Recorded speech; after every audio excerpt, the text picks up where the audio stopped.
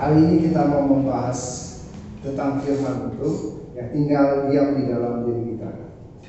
Bagaimana firman itu bisa tinggal diam di dalam diri kita? Apakah dengan sendirinya dia bisa datang lalu dia tinggal diam di dalam diri kita? Sepertinya enggak. Ada satu undangan yang sering dipublikasikan oleh seluruh hamba Tuhan yang bunyinya demikian. Sangat dihafalin itu. Marilah kepadaku semua yang letih lesu dan beban berat. Ayat ini dari yang sekolah minggu sampai yang rambutnya ubanan pun hafal. Tapi apakah ada yang mau datang kepada Tuhan Yesus? Kalau orang itu kehidupannya nyaman, nggak ada masalah, ayat ini pasti lupa. Ayat ini pasti nggak dikumandangkan lagi, karena dia nggak butuh. Tapi ada sebagian orang hidup dalam kesulitan, ayat ini selalu dihafal setiap hari. Selalu diomong, Tuhan, Engkau berfirman supaya aku datang padamu dalam segala bebanku. Hari ini aku datang dengan beban-bebanku. Selalu dipublikasikan. Sampai dia mau tidur pun masih ingat apa yang diomongin pagi. Jadi firman ini sangat mendarah daging. Kira-kira yang merenungkan firman ini yang seperti itu, biar diberkati ya. Tapi kita mau belajar, bukan merenungkan firman itu, bukan firman itu tinggal dalam kita dihafal, bukan. Tapi firman ini harus bisa hidup di dalam jiwa kita sendiri. Pertama, judul yang kita bawa hari ini adalah hidup di dalam Tuhan. Nah, bagaimana caranya kita bisa hidup di dalam Tuhan kalau kita tidak pernah mau datang kepada Tuhan? Ya kan? Otomatis kalau sudah ada undangan seperti ini, marilah kepadaku. Berarti kita harus datang kepada Tuhan. Baik muda, baik tua, harus datang. Bagaimana cara datang kepada Tuhan? Firman-Nya lagi berkata, carilah dahulu kerajaan Allah, maka semua itu akan ditambahkan. Itu pun ayat hafalan, sangat hafal. Dari yang sekolah minggu sampai yang ibadah pun hafal. Jadi prinsip orang itu kalau belum pernah memahami firman Tuhan dan dijiwai, ia datangnya salah. Dalam situasi terjepit dia baru datang. Tuhan menolong pasti, karena Tuhan tidak mau satupun orang itu tersesat. Mau bagaimanapun kelakuan manusia, Tuhan pasti tolong. Karena dia berfirman, akulah jalan dan kebenaran dan hidup. Artinya tidak ada satu orang pun yang luput dari pantauan Tuhan. Mau orang itu bejat, mau orang itu tidak hidup di dalam firman-Nya, tetap Tuhan lihat. Dia berseru, Tuhan datang. Itu makanya Tuhan disebut Maha Pengampun, Maha Penyayang, Maha dan Maha segalanya. Nah, hari ini kita mau membahas tentang firman itu, tapi bukan firman ini, kita mau lihat dulu. Firman yang mau kita bahas adalah di 15 Yohanes ayat 1 sampai 8. Saya akan bacakan. Pokok anggur yang benar. Akulah pokok anggur yang benar dan Bapakkulah penguasanya. Setiap ranting padaku yang tidak berbuah dipotongnya, dan setiap ranting yang berbuah dibersihkannya, supaya ia lebih banyak berbuah. Kamu memang sudah bersih karena firman yang telah kukatakan kepadamu. Tinggallah di dalam aku dan aku di dalam kamu. Sama seperti ranting tidak dapat berbuah dari dirinya sendiri kalau ia tidak tinggal pada pokok anggur. Demikian juga kamu tidak berbuah jikalau kamu tidak tinggal di dalam aku. Akulah pokok anggur dan kamulah ranting-rantingnya. Barang siapa tinggal di dalam aku dan aku di dalam dia, ia berbuah banyak, sebab di luar aku kamu tidak dapat berbuat apa-apa. Barang siapa tidak tinggal di dalam aku, ia dibuang keluar seperti ranting dan menjadi kering, kemudian dikumpulkan orang dan dicampakkan ke dalam api, lalu dibakar. Jikalau kamu tinggal di dalam aku dan firmanku tinggal di dalam kamu, minta apa saja yang kamu kehendaki dan kamu akan menerimanya. Dalam hal inilah Bapakku dipermuliakan, yaitu jika kamu berbuah banyak, dan dengan demikian kamu adalah murid-muridku. Amin. Dari 1 sampai 8 perkataan Tuhan Yesus ini, kalau tidak dipahami dengan seksama, ini hanya sebagai selokan penghiburan saja. Ya, orang masih bertanya, bagaimana aku dibersihkan oleh firman Tuhan yang hanya katanya doang? Ini kan katanya, kata Tuhan. Coba perhatikan baik-baik. Kamu memang sudah bersih karena firman yang telah ku katakan kepadamu. Ada sesuatu yang luar biasa kan?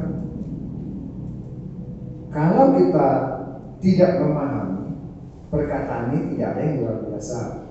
Perkataan ini hanya sebagai penghibur saja. Karena kita yang berdosa, datang firman Tuhan, Tuhan Yesus ngomong, kamu memang sudah bersih. Lalu kita merasa tenang, loh. Aku sudah bebas dari dosa. Aku sudah bebas dari ini. Aku sembuh dari segala penyakitku karena Tuhan Yesus bilang begini. Aku sudah bersih. Arti bersih di sini ini mengandung satu makna yang luar biasa.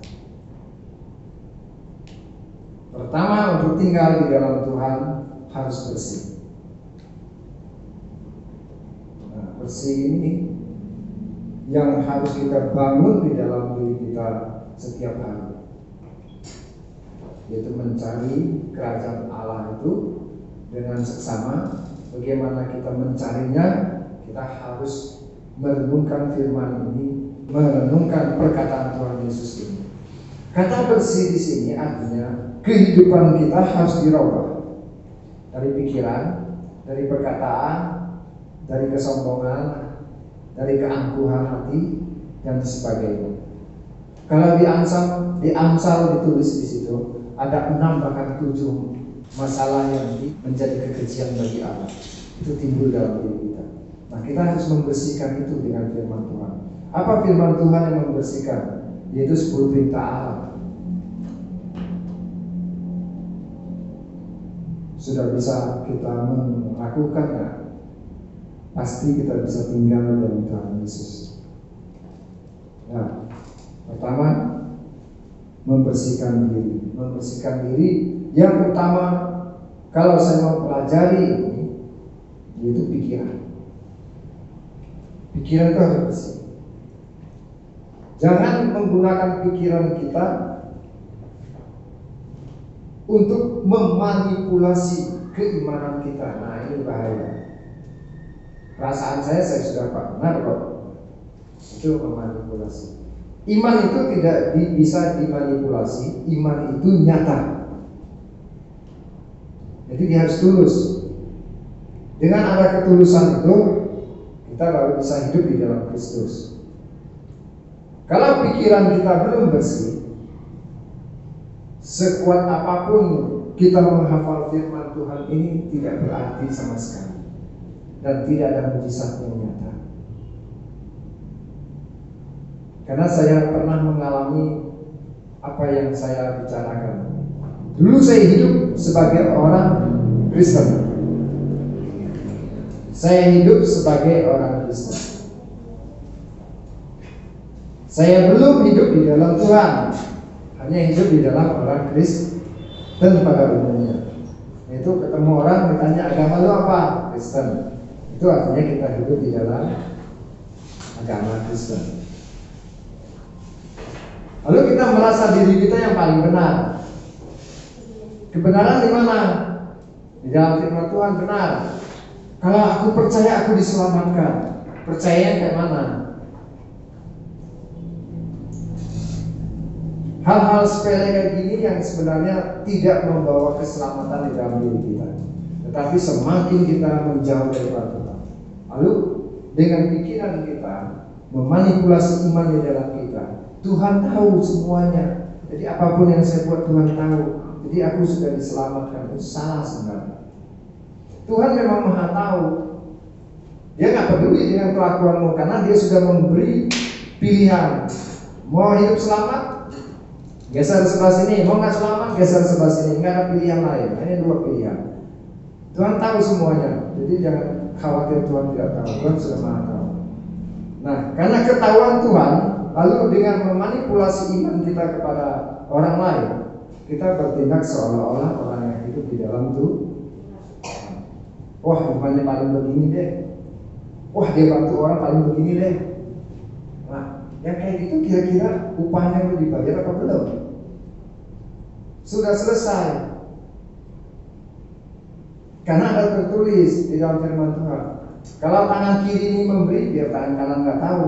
Tangan kanan yang bekerja, tangan kiri nggak usah tahu. Maknanya apa itu? Artinya kita melakukan segala sesuatu hanya untuk Tuhan, bukan dilihat oleh manusia. Jangan merasa kita yang paling hebat berbicara di depan. Wah, imannya sudah begini ya, oke? Belum tentu. Anak TK pun pintar berbicara, menghafal semua kitab bisa. Tapi apakah dia sudah hidup di dalam firman ini? Belum. Nah, ini yang mau kita bahas. Pertama, kita bersihkan pikiran kita dulu. Lalu hati kita, kalau pikiran sudah bersih, hati kita selalu merendah. Kita paham pun kita bilang nggak tahu. Seolah memang kita nggak bisa berbuat apa-apa dalam diri kita tanpa oleh Tuhan Yesus itu ada di dalam kita. Saya selalu merenungkan hal ini. Tuhan, saya nggak bisa membuat sesuatu keluar dari diri saya untuk hal-hal yang menakjubkan. Nggak tahu Tuhan. Saya sekolah mengikuti aturan yang begini sampai selesai. Oh, saya berbuat ini juga mengikuti aturan yang begini sampai selesai. Tapi apa yang saya buat itu semua yang dibuat oleh orang. Jadi dari diri saya apa Tuhan? Pernah Anda merenungkan hal itu? Anda bisa memasak, belajar masak dulu kan? Dari orang? Apa dari diri Anda? Pak Rajes pintar dagang dulu. Dari siapa Pak? Belajar dari orang. Kakak orang dilakuin. Lalu apa yang keluar dari diri kita? Gak ada. Setelah kita bertobat, Pak Rajes meninggalkan segala bisnis lamanya, dia bilang, lalu berubah dalam tahap yang luar biasa. Itu membuat pelayanan untuk Tuhan. Apakah pelayanan itu keluar dari dirinya? Gak berani. Ada yang berani buat gereja lagi? Gak berani. Harus cari dulu. Itu ininya. Yang menakjubkan ini bukan dari diri kita, tapi dari Tuhan. Gereja ini bisa bertahan demikian lama tanpa ada jemaat yang begitu luar biasa, tapi gerejanya luar biasa. Itu dari mana? Juga mau gereja ini nggak apa-apa, nggak dipaksa kan? Tapi gereja tetap berjalan. Hal-hal yang kayak gini harus direnungkan. Ini sesuatu dari Tuhan, karena kepunyaan Dia mau manusia yang datang ke gereja ini untuk kemuliaan Tuhan, bukan kemuliaan Pak Pendetanya, bukan untuk kemuliaan pengkhotbahnya, bukan kemuliaan untuk singernya, leadernya dan sebagainya, atau pemain musiknya. Pertama kita harus belajar itu. Tanpa Tuhan di dalam kita, satu pun tidak ada yang dapat kita buat. Maka Tuhan berfirman, aku adalah pokok anggurnya, kamu adalah ranting-rantingnya. Kalau kita belajar tentang pohon, apa yang ada di dalam pohon itu ada juga di dalam rantingnya. Ya bukan? Adakah sel tanaman dari satu batang ini tidak ada di dalam rantingnya? Kalau silum dan flum ada di dalam pohon itu, di rantingnya pun ada silum dan flum itu. Silum artinya mengambil dari bawah menghantar ke atas. Flum artinya yang sudah matang dikirimkan lagi kembali kepada batang supaya batangnya bertumbuh. Nah, kalau Tuhan itu adalah pokoknya, kita ini adalah rantingnya. Apa yang ada di dalam Tuhan itu harusnya ada di dalam kita. Tuhan Yesus memiliki sifat penuh kasih. Rantingnya pun harus memiliki sifat penuh kasih. Jangan kasih-kasihan, tapi tulus seperti Tuhan mengasihi. Kalau Anda disebut orang yang tinggal dalam Tuhan, bukan disebut orang beragama Kristen. Saya nggak suka saya disebut orang beragama Kristen. Saya selalu suka disebut orang yang tinggal dalam Tuhan. Karena saya pengen adopsi apa yang ada di pokok anggur itu, supaya rantingnya ini bisa berbuah. Berbuah apa sih? Oh, cari jemaat yang banyak-banyak bagi Tuhan. Bukan itu saja. Anda bisa melayani keluarga Anda, memberi makan anakmu, istrimu. Itu sudah melayani Tuhan loh. Di jalanan Anda lapar, Anda ingin jajan. Lalu Anda berpikir, kalau aku jajan makan sendiri, lebih baik aku beli bawa pulang makan bersama-sama. Itu kasih yang timbul di dalam diri orang itu. Kasih itu tidak timbul demikian saja, tapi kasih itu didorong oleh Roh Kudus itu untuk mengingatkan kita bahwa kamu memiliki tanggung jawab yang harus kamu selesaikan. Bukan kamu sendiri yang harus kamu selesaikan. Beda. Orang yang di luar Tuhan dia nggak ingat yang di rumah. Kalau dia sudah keluar, dia ingat dia yang di jalan. Aku lapar, aku harus makan. Kalau aku nggak makan, aku nggak bisa kerja. Itu manusia yang memiliki iman perasaan. Perasaan apa? Imannya mana? Orang Jawa. Kita sudah belajar dua hal. Pertama, untuk hidup dalam Tuhan harus bersih. Kedua, untuk bisa tinggal dalam Tuhan harus melalui proses tadi. Mampu mengendalikan diri, merendahkan hati. Jangan sombong, saudara.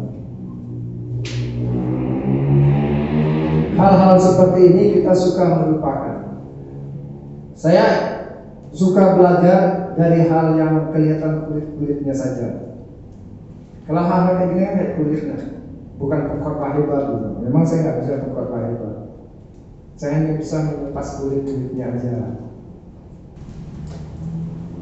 Nah, saya senang orang yang berbicara tidak terlalu dalam, tapi bisa dimengerti. Kadang orang khotbah terlalu dalam, dia sendiri juga nggak paham, tapi dia paksa jemaat harus paham. Luar biasa itu. Nah, hari ini kita belajar yang kulit-kulitnya saja ya. Firman Tuhan ini kalau dipahami dengan seksama, kita akan mendapat satu faedah yang luar biasa dalam kehidupan kita. Di ayat yang kelima itu berkata, akulah pokok anggur dan kamulah ranting-rantingnya. Kalau Tuhan Yesus adalah pokoknya, kita ini adalah rantingnya. Kita sama Tuhan tidak ada bedanya.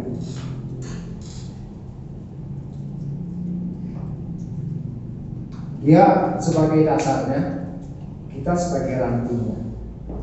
Ranting mengambil makanan melalui pokoknya.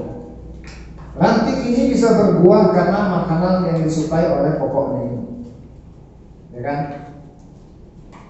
Lalu kalau kita mau merasa hebat, karena tadinya kita berbuah lebat di rantingnya.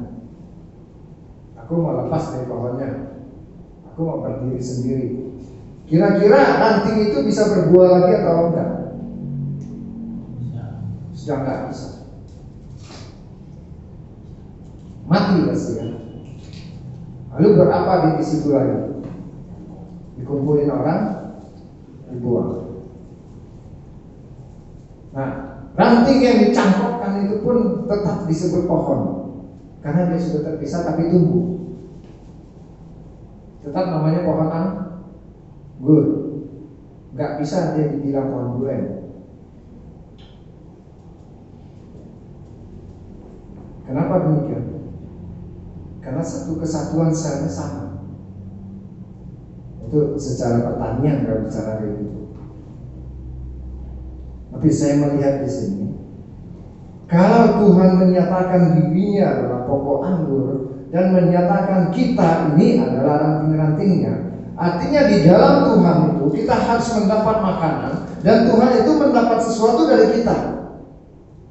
Karena ranting itu sebagai produksi makanan dari pokoknya. Nah, apa yang dihasilkan oleh ranting itu akan dikeluarkan menjadi buah.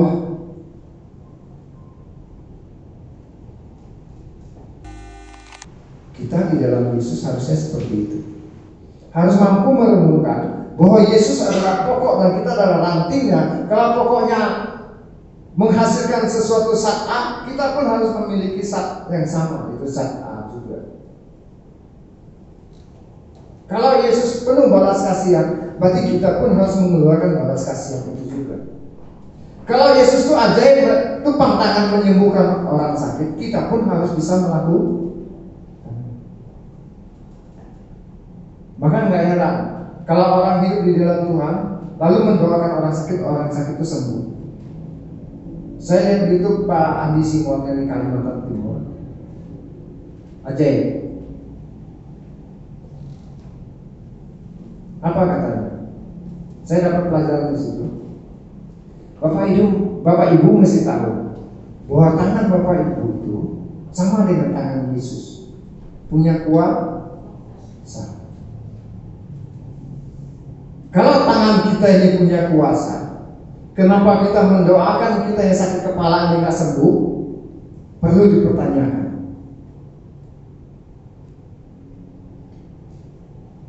Tangan siapa yang punya kuasa? Coba angkat tangan. Nah, harus punya kuasa. Kalau tangan ini yang punya kuasa, apapun jadi. Karena Yesus tangannya berkuat.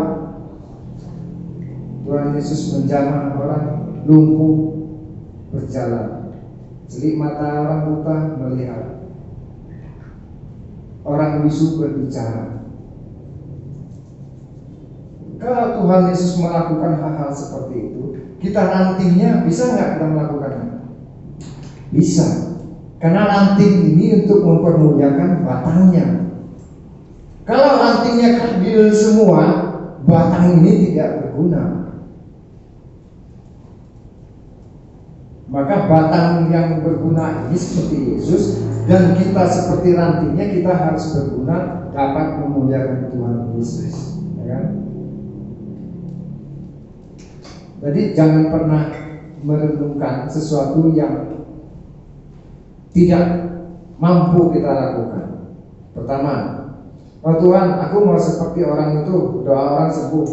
Tuhan tidak menaruh karunia itu, tapi Tuhan taruh tanganmu untuk berkuasa. Oh, kamu terampil di bidang memasak, lakukan itu untuk kemuliaan Tuhan. Oh, kamu terampil dalam musik, lakukan itu untuk kemuliaan Tuhan. Karena setiap tangan ini memiliki kuasa yang berbeda.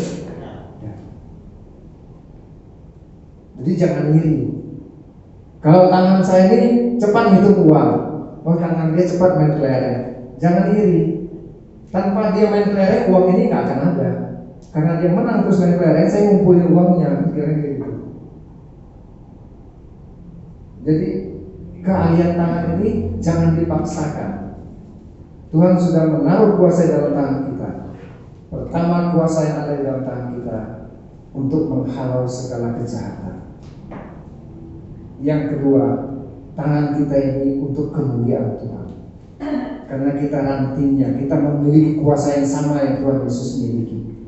Karena Tuhan Yesus sudah menyerahkan kuasa itu pada kita. Ayat 7 kita lihat ayat 7-nya. Jikalau kamu tinggal di dalam aku dan firman-Ku tinggal di dalam kamu, minta apa saja yang kamu kehendaki dan kamu akan menerimanya. Tadi yang aku bilang, kalau tangan Tuhan memiliki kuasa, kita juga punya kuasa. Jadi apa yang kita perlukan sekarang itu yang kita minta. Oh Tuhan, buat aku terampil mengolah makanan yang tidak enak menurut orang biar menjadi lezat. Itu Tuhan bisa memberi hikmat dengan kuasanya. Gimana caranya ya? Nah tangan inilah yang harus mengolahnya. Oh, orang-orang nggak pakai kunyit, coba aku tambahin dikit kunyit. Jadi semua harus melalui proses. Nikmat nih, kasih coba orang nikmat. Jadi tangan ini yang berkuasa melakukannya. Karena kita minta sudah. Tapi kita harus tinggal dulu dalam Tuhan. Apa yang kita minta akan kita terima. Oh Tuhan, aku mau melakukan satu perkara besar, tapi aku punya pengalamannya hanya sedang kali ini. Apa yang harus kita perbuat? Kita harus cepat dengan hikmat yang Tuhan kasih. Oh, saya harus cepat beradaptasi dengan urusan ini. Saya harus cepat mempelajarinya, sehingga kita mempunyai kuasa untuk itu. Ya. Nah, apa yang kita terima dari Tuhan itu bukan semata-mata untuk kita, tapi di ayat 8 itu. Ayat 8 apa? Dalam hal inilah Bapakku dipermuliakan, yaitu jika kamu berbuah banyak dan dengan demikian kamu adalah murid-muridku.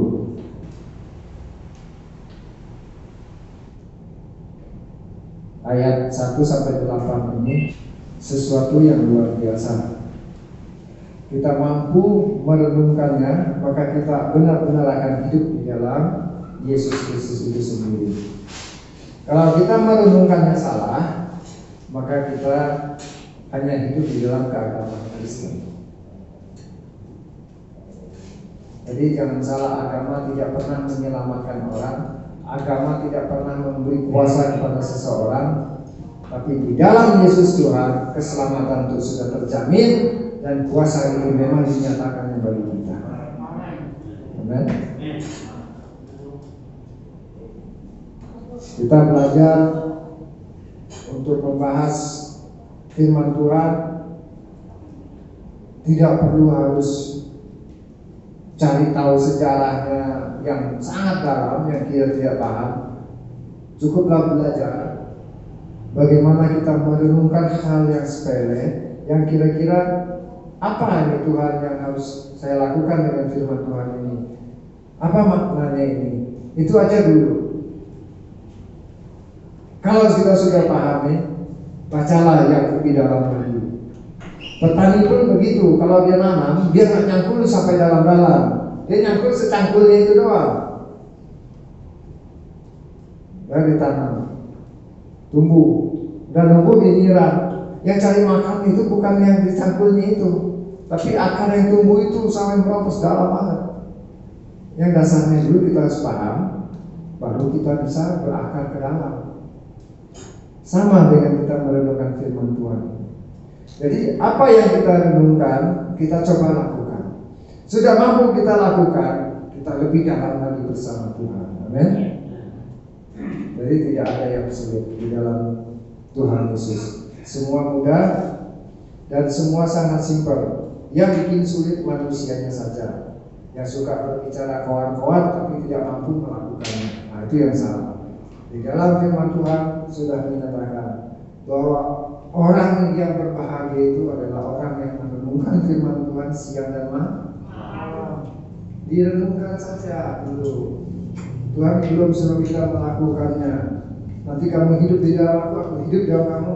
Apa yang kamu buat dan tercapai, semua akan tercapai. Itu anugerah Tuhan. Jadi nggak usah pusingin dengan dunia ini. Saya mulai 3 tahun ini nggak pernah pusingin dengan dunia ini. Benar-benar saya nggak pusingin. 3 tahun, 4 tahun.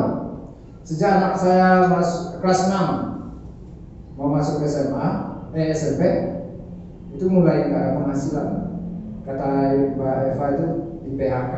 Di PHK malah banyak kerjaan. Saya merenungkan di situ. Tuhan, kamu ajaib. Ajaibnya di mana? Aku makan tidur terus ada uang. Dari mana? Aku nggak punya gaji. Kerja semberawut. Bisnis ini ditipu orang. Dunia. Modal yang kesini dimakan orang. Haleluya. Ya kan? Akhirnya apa? Akhirnya apapun yang ada, kita harus bergerak. Jangan menjadi malu. Itu kuncinya. Waktu kita malu, kita tidak lagi di dalam Tuhan. Kita di luar Tuhan. Rupanya saya merenungkan itu. Kalau saya di dalam Tuhan, nggak ada malunya. Kenapa harus malu? You nggak bersalah, you nggak mencuri, you nggak nipu orang, ya kan? Kerja yang ada, kata Tuhan, apa saja yang kamu kerjakan, itu kamu memuliakan Tuhan. Jadi bekerjalah seolah-olah untuk Tuhan. Saya tangkap itu, jadi saya paham. Oh, aku tak ada malu-malunya. Ayo, apa aja kita kerjakan. Nyatanya mampu menyelesaikan sekolah anak saya di SMP. Lumayan itu bayarnya 1 juta lebih setiap bulan. Belum lagi ongkosnya, belum uang bukunya. Walaupun begini-begini, saya bisa menyelesaikan. Yang satu belum diselesaikan, yang SD kelas 3, sekarang naik kelas 6. Ada hutang kurang lebih 11 juta ya, masih ada 11 juta. Pinjam uang dari Pak Yohanes 2 juta untuk nutupin uang bukunya. Belum saya kembalikan. Karena di sini masih banyak sebagai jaminan. Saya harus nutup 11 juta 1 tahun ini di kelas 6. Kelas 6 selesai, harus ini pun selesai. Saya nggak pusing, nggak malu dengan kelas sekolahnya. Kenapa saya masih malu? Orang saya datangin, saya ngomong belum punya uang bu, tapi SPP saya akan usahakan bayar. Uang buku saya utang ke bapak. Prinsip itu saya gunakan, saya coba. Awalnya malu istriku, kamu saja yang ngadapin. Kan kepala sekolahnya perempuan, enakan dia, nggak mau, malu deh. Nah, kalau malu nggak ada jalan keluar nih, nggak ada jalan keluar kalau malu. Harus datangin, saya ngomongin, kita jelasin persoalan keuangan. Dia mengerti, oke, itu udah pembayarannya. Nah, tinggal SPP setiap bulan kami selesaikan. Utang buku nanti dulu, karena yayasan setiap tahun dapat pemasukan dari pendaftaran baru. Jadi uang bukunya boleh ditukar, tapi tetap menjadi tanggung jawab yang harus kita selesaikan. Saya melihat sirkulasi kehidupan saya dari tahun ke tahun itu beda. Setiap kita terus merenungkan firman Tuhan itu, ada perubahan-perubahan yang kita alami. Nggak tahu dari mana, yang penting ada perubahan. Nah, itulah yang kita harus pahami, bahwa kita tinggal dalam Tuhan Yesus. Kita nggak usah khawatir dengan dunia ini, nggak usah pusing dengan dunia ini. Terserah mereka mau bagaimana juga. Yang penting Tuhan itu ada di dalam aku ada di dalam Tuhan. Amin.